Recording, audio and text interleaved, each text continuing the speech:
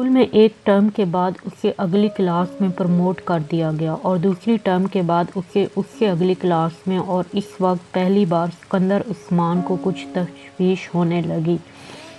وہ نہیں چاہتے تھے کہ سالار 8 سال کی عمر میں جونیئر یا سینئر کیمبرج کر لیتا، مگر جس رفتار سے وہ ایک کلاس سے دوسری کلاس میں جا رہا تھا یہی ہونا تھا۔ میں چاہتا ہوں آپ میرے بیٹے کو اب پورے 1 سال کے بعد ہی اگلی کلاس میں پروموشن دیں۔ میں نہیں چاہتا وہ اتنی جلدی اتنے اب نارمل طریقے سے اپنا اکیڈمک کیریئر ختم کر لے۔ آپ اس کے سبجیکٹ اور ایکٹیویٹیز بڑھا دیں، مگر اسے نارمل طریقے سے ہی پروموٹ کریں۔ ان کے اصرار پر سالار کو دوبارہ 1 سال کے اندر ڈبل یا ٹرپل پروموشن نہیں دی گئی۔ اس کے ٹیلنٹ کو اسپورٹس اور دوسری چیزوں کے ذریعے چینلائز کیا جانے لگا: شطرنج، ٹینس، گولف اور میوزک۔ وہ 4 شعبے تھے جن میں اسے سب سے زیادہ دلچسپی تھی، مگر اس کا یہ مطلب نہیں تھا کہ وہ خود کو صرف ان 4 چیزوں تک ہی محدود رکھتا تھا۔ وہ اسکول میں ہونے والے تقریباً ہر گیم میں شریک ہوتا تھا۔ اگر کسی میں شریک نہیں ہوتا تھا تو اس کی وجہ صرف یہ تھی کہ وہ گیم یا سپورٹ اس سے زیادہ چیلنجنگ نہیں لگتا تھا۔ جویریہ: پروفیسر امتنان کے لیکچر کے نوٹس مجھے دینا۔ امامہ نے جویریہ کو مخاطب کیا جو ایک کتاب کھولے ہوئے بیٹھی تھی۔ جویریہ نے ہاتھ بڑھا کر اپنی ایک نوٹ بک اسے تھما دی۔ امامہ نوٹ بک کھول کر صفحے پلٹنے لگی۔ جویریہ ایک بار پھر کتاب کے مطالعے میں مصروف ہو گئی۔ کچھ دیر بعد اچانک اسے ایک خیال آیا تھا۔ اس نے مڑ کر اپنے بستر پر بیٹھی ہوئی امامہ کو دیکھا۔ تم نے لیکچر نوٹ کرنا کیوں بند کر دیا ہے؟ اس نے امامہ کو مخاطب کیا۔ امامہ نے نوٹ بک سے نظریں اٹھا کر اسے دیکھا۔ مجھے کچھ سمجھ میں آئے تو میں نوٹ کروں۔ کیا مطلب؟ تمہیں پروفیسر امتنان کا لیکچر بھی سمجھ میں نہیں آیا؟ جویریہ کو جیسے حیرت ہوئی۔ اتنا اچھا تو پڑھاتے ہیں، میں نے کب کہا کہ برا پڑھاتے ہیں؟ بس مجھے، اس نے کچھ الجھے ہوئے لہجے میں بات ادھوری چھوڑ دی۔ وہ ایک بار پھر ہاتھ میں پکڑی ہوئی نوٹ بک کو دیکھ رہی تھی۔ جویریہ نے غور سے اسے دیکھا۔ تم آج کل کچھ غائب دماغ نہیں ہوتی جا رہی؟ ڈسٹرب ہو کسی وجہ سے؟ جویریہ نے اسے اپنے سامنے رکھی کتاب بند کرتے ہوئے بڑے ہمدردانہ لہجے میں کہا۔ ڈسٹرب؟ وہ بڑبڑائی۔ نہیں، ایسی تو کوئی بات نہیں ہے۔ تمہاری آنکھوں کے گرد حلقے بھی پڑے ہوئے ہیں۔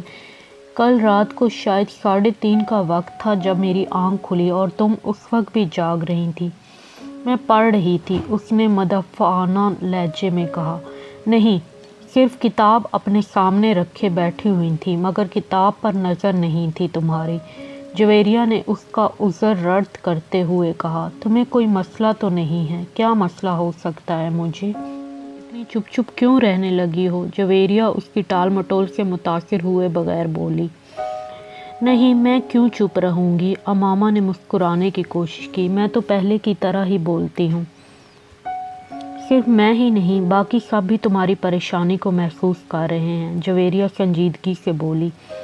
کوئی بات نہیں ہے، صرف اسٹڈیز کی ٹینشن ہے مجھے۔ میں یقین نہیں کر سکتی ہم بھی تمہارے ساتھ ہیں۔ تمہیں ہم سے زیادہ ٹینشن تو نہیں ہو سکتی، جویریہ نے سر ہلاتے ہوئے کہا۔ امامہ نے ایک گہری سانس لی۔ وہ اب زچ ہو رہی تھی۔ تمہارے گھر میں تو خیریت ہے نا؟ ہاں، بالکل خیریت ہے۔ اسجد کے ساتھ کوئی جھگڑا تو نہیں ہوا؟ اسجد کے ساتھ جھگڑا کیوں ہوگا؟ امامہ نے اسی کے انداز میں پوچھا۔ پھر بھی اختلاف تو ایک بہت ہی معمولی سی بات ہے۔ جویریہ کی بات اس نے درمیان میں ہی کاٹ دی۔ جب کہہ رہی ہوں کوئی مسئلہ نہیں ہے تو تمہیں یقین کیوں نہیں آ رہا؟ اتنے سالوں سے کون سی بات ہے جو میں نے تم سے شیئر نہیں کی یا جو تمہیں نہیں پتہ ہے؟ پھر بھی تم اس طرح مجھے مجرم سمجھ کر تفتیش کیوں کر رہی ہو؟ وہ اب خفا ہو رہی تھی۔ جویریہ گڑبڑا گئی۔ یقین کیوں نہیں کروں گی؟ میں صرف اس لیے اصرار کر رہی تھی کہ شاید تم مجھے اس لیے اپنا مسئلہ نہیں بتا رہی کہ میں پریشان نہ ہوں، اور تو کوئی بات نہیں۔ جویریہ کچھ نادم سی ہو کر اس کے پاس سے اٹھ کر واپس اپنی اسٹڈی ٹیبل کے سامنے جا بیٹھی۔ اس نے ایک بار پھر وہ کتاب کھول لی جسے وہ پہلے پڑھ رہی تھی۔ کافی دیر تک کتاب پڑھتے رہنے کے بعد اس نے ایک جمائی لی اور گردن موڑ کر لاشعوری طور پر امامہ کو دیکھا۔ وہ دیوار سے ٹیک لگائے اس کی نوٹ بک کھولے بیٹھی تھی، مگر اس کی نظریں نوٹ بک پر نہیں تھیں۔ وہ سامنے والی دیوار پر نظریں جمائے بیٹھی تھی۔ اس نے گاڑی نہر کے پل سے کچھ فاصلے پر کھڑی کر دی، پھر ڈگی سے ایک بوری اور رسی نکالی۔ وہ بوری کو کھینچتے ہوئے اس پل کی طرف بڑھا۔ پاس سے گزرنے والے کچھ راہگیروں کو اسے دیکھا، مگر وہ رکے نہیں۔ اوپر پہنچ کر اس نے اپنی شرٹ اتار کر نہر میں پھینک دی۔ چند لمحوں میں اس کی شرٹ بہتے ہوئے پانی کے ساتھ غائب ہو چکی تھی۔ ڈارک بلیو کلر کی تنگ جینس میں اس کا لمبا قد اور خوبصورت جسم بہت نمایاں تھا۔ اس وقت اس شخص کی آنکھوں میں کوئی ایسا تاثر نہیں تھا جسے پڑھنا دوسرے کسی بھی شخص کے لیے ناممکن تھا۔ اس کی عمر 19-20 سال کی ہوگی، مگر جس قد و قامت اور حلیے نے اس کی عمر کو جیسے بڑھا دیا تھا۔ اس نے رسی پل سے نیچے لہر میں لٹکانا شروع کر دی۔ جب رسی کا سرا پانی میں غائب ہو گیا تو اس نے رسی کا دوسرا سرا بوری کے منہ پر لپیٹ کر سختی سے گرہیں لگانی شروع کر دی۔ وہ اس وقت تک ایسا کرتا رہا جب تک کوئل ختم نہیں ہو گیا۔ پھر پانی میں پڑا سرا واپس کھینچ کر اس نے اندازے سے 3 فٹ کے قریب رسی چھوڑ دی اور اپنے دونوں پیر ساتھ جوڑتے ہوئے اس نے پیروں کے گرد رسی کو بہت مضبوطی کے ساتھ 2-3 بل دیے اور گرہ لگا دی۔ اب اس 3 فٹ کے ٹکڑے کے سرے پر بڑی مہارت کے ساتھ اس نے 2 پھندے بنائے، پھر اچک کر پل کی منڈیر پر بیٹھ گیا۔ اپنا دایاں ہاتھ کمر کے پیچھے لے جاتے ہوئے اس نے بائیں ہاتھ کے ساتھ پہلے پھندے میں سے دایاں ہاتھ گزارا اور پھر بائیں ہاتھ کے ساتھ اس نے وہ پھندا کھینچ کر کس دیا۔ اس کے بعد اس نے کمر کے پیچھے دائیں ہاتھ کے ساتھ دوسرے پھندے میں سے بایاں ہاتھ گزارا اور دائیں ہاتھ سے اسے کس دیا۔ اس کے چہرے پر اطمینان بھری مسکراہٹ نمودار ہوئی۔ ایک گہرا سانس لیتے ہوئے اس نے پشت کے بال خود کو منڈیر سے نیچے گرا دیا۔ ایک جھٹکے کے ساتھ اس کا سر پانی سے ٹکرایا اور کمر تک کا حصہ پانی میں ڈوب گیا۔ پھر رسی ختم ہو گئی۔ اب وہ اسی طرح لٹکا ہوا تھا کہ اس کے بازو پشت پر بندھے ہوئے تھے اور کمر تک کا دھڑ پانی کے اندر تھا۔ بوری میں موجود وزن یقیناً اس کے وزن سے زیادہ تھا۔ یہی وجہ تھی کہ بوری اس کے ساتھ نیچے نہیں آ رہی تھی۔ وہ اسی طرح لٹک گیا۔ اس نے اپنا سانس روکا ہوا تھا۔ پانی کے اندر اپنا سر جاتے ہوئے اس نے آنکھیں کھلی کر رکھنے کی ناکام کوشش کی۔ پانی گدلا تھا اور اس میں موجود مٹی اس کی آنکھوں میں چبھنے لگی۔ اس نے آنکھیں بند کر لیں۔ اس کے پھیپھڑے اب جیسے پھٹنے لگے تھے۔ اس نے ایک دم سانس لینے کی کوشش کی اور پانی منہ اور ناک سے اس کے جسم کے اندر داخل ہونے لگا۔ وہ اب بری طرح پھڑپھڑا رہا تھا، مگر نہ وہ اپنے بازوؤں کو استعمال کر کے خود کو سطح پر لا سکتا تھا اور نہ ہی اپنے جسم کو اٹھا سکتا تھا۔ اس کے جسم کی پھڑپھڑاہٹ آہستہ آہستہ دم توڑ رہی تھی۔ چند لوگوں نے اسے پل سے نیچے گرتے دیکھا اور چیختے ہوئے اس کی طرف بھاگے۔ ابھی تک ہل رہی تھی۔ ان لوگوں کو سمجھ میں نہیں آ رہا تھا کہ وہ کیا کریں۔ پانی کے نیچے ہونے والی حرکت اب دم توڑ گئی تھی۔ اس کی ٹانگیں اب بالکل بے جان نظر آ رہی تھیں۔ پل پر کھڑے لوگ خوف کے عالم میں اس کے بے جان وجود کو دیکھ رہے تھے۔ پل پر موجود ہجوم بڑھ رہا تھا۔ نیچے پانی میں موجود وہ وجود ابھی بھی ساکت تھا، صرف پانی اسے حرکت دے رہا تھا، کسی پینڈولیم کی طرح آگے پیچھے آگے پیچھے آگے پیچھے۔ امامہ جلدی سے تیار ہو جاؤ، رابعہ نے اپنی الماری سے اپنا ایک سوٹ نکال کر بیڈ پر پھینکتے ہوئے کہا۔ امامہ نے قدرے حیرانی سے دیکھا۔ کس لیے تیار ہو جاؤں؟ بھائی شاپنگ کے لیے جا رہے ہیں، ساتھ چلو، رابعہ نے اسی تیز رفتاری کے ساتھ استری کا پلگ نکالتے ہوئے کہا۔ نہیں، مجھے کہیں نہیں جانا، اس نے ایک بار پھر اپنی آنکھوں پر اپنا بازو رکھتے ہوئے کہا۔ وہ اپنے بستر پر لیٹی ہوئی تھی۔ کیا مطلب ہے مجھے کہیں نہیں جانا؟ تم سے پوچھ کون رہا ہے؟ تمہیں بتا رہے ہیں، رابعہ نے اسی لہجے میں کہا۔ اور میں نے بتا دیا ہے میں کہیں نہیں جا رہی، اس نے آنکھوں سے بازو ہٹائے بغیر کہا۔ زینب بھی چل رہی ہے ہمارے ساتھ، پورا گروپ جا رہا ہے، فلم بھی دیکھیں گے واپسی پر۔ رابعہ نے پورا پروگرام بتاتے ہوئے کہا۔ امامہ ایک لہجے کے لیے اپنی آنکھوں سے بازو ہٹا کر اس سے دیکھا۔ زینب بھی جا رہی ہے؟ ہاں، زینب کو ہم راستے سے پک کریں گے۔ امامہ کسی سوچ میں ڈوب گئی۔ تم بہت ڈل ہوتی جا رہی ہو امامہ، رابعہ نے قدرے ناراضگی کے ساتھ تبصرہ کیا۔ ہمارے ساتھ کہیں آنا جانا ہی چھوڑ دیا ہے تم نے؟ آخر ہوتا کیا جا رہا ہے تمہیں؟ کچھ نہیں، بس میں آج کل کچھ تھکی ہوئی ہوں، اس لیے سونا چاہ رہی ہوں، امامہ نے بازو ہٹا کر اسے دیکھتے ہوئے کہا۔ تھوڑی دیر بعد جویریہ بھی اندر آ گئی اور وہ بھی اسے ساتھ چلنے کے لیے مجبور کرتی رہی، مگر امامہ کی زبان پر ایک ہی رٹ تھی، نہیں مجھے سونا ہے، میں بہت تھک چکی ہوں۔ وہ مجبوراً اسے برا بھلا کہتے ہوئے وہاں سے چلی گئیں۔ راستے سے انہوں نے زینب کو اس کے گھر سے پک کیا اور زینب کو پک کرتے ہوئے جویریہ کو یاد آیا کہ اس کے بیگ کے اندر اس کا وائلٹ نہیں ہے، وہ ہاسٹل میں چھوڑ آئی تھی۔ واپس ہاسٹل چلتے ہیں، وہاں سے وائلٹ لے کر پھر بازار چلیں گے۔ جویریہ کے کہنے پر وہ لوگ دوبارہ ہاسٹل چلی آئیں، مگر وہاں آ کر انہیں حیرانی کا سامنا کرنا پڑا کیونکہ کمرے کے دروازے پر تالا لگا ہوا تھا۔ یہ امامہ کہاں ہے؟ رابعہ نے حیرانی سے کہا۔ پتہ نہیں، کمرہ لاک کر کے اس طرح کہاں جا سکتی ہے؟ وہ تو کہہ رہی تھی کہ اسے سونا ہے، جویریہ نے کہا۔ ہاسٹل میں تو کسی کے روم میں نہیں چلی گئی، رابعہ نے خیال ظاہر کیا۔ وہ دونوں اگلے کئی منٹ ان واقف لڑکیوں کے کمروں میں جاتی رہیں جن سے ان کی ہیلو ہائی تھی، مگر امامہ کا کہیں پتہ نہیں تھا۔ کہیں ہاسٹل سے باہر تو نہیں گئی؟ رابعہ کو اچانک خیال آیا۔ آؤ وارڈن سے پوچھ لیتے ہیں، جویریہ نے کہا۔ وہ دونوں وارڈن کے پاس چلی آئیں۔ ہاں، امامہ ابھی کچھ دیر پہلے باہر گئی ہے، وارڈن نے ان کی انکوائری پر بتایا۔ جویریہ اور رابعہ ایک دوسرے کا منہ دیکھنے لگیں۔ وہ کہہ رہی تھی شام کو آئے گی، وارڈن نے انہیں مزید بتایا۔ وہ دونوں وارڈن کے کمرے سے نکل آئیں۔ یہ گئی کہاں ہے؟ ہمارے ساتھ تو جانے سے انکار کر دیا تھا کہ اسے سونا ہے اور وہ تھکی ہوئی ہے اور اس کی طبیعت خراب ہے، اور اب اس طرح غائب ہو گئی ہے، رابعہ نے الجھے ہوئے انداز میں کہا۔ رات کو وہ قدرے لیٹ واپس آئیں اور جس وقت وہ واپس آئیں امامہ کمرے میں موجود تھی۔ اس نے مسکراتے ہوئے ان دونوں کا استقبال کیا۔ لگتا ہے خاصی شاپنگ ہوئی ہے آج، اس نے ان دونوں کے ہاتھ میں پکڑے ہوئے شاپرز کو دیکھتے ہوئے کہا۔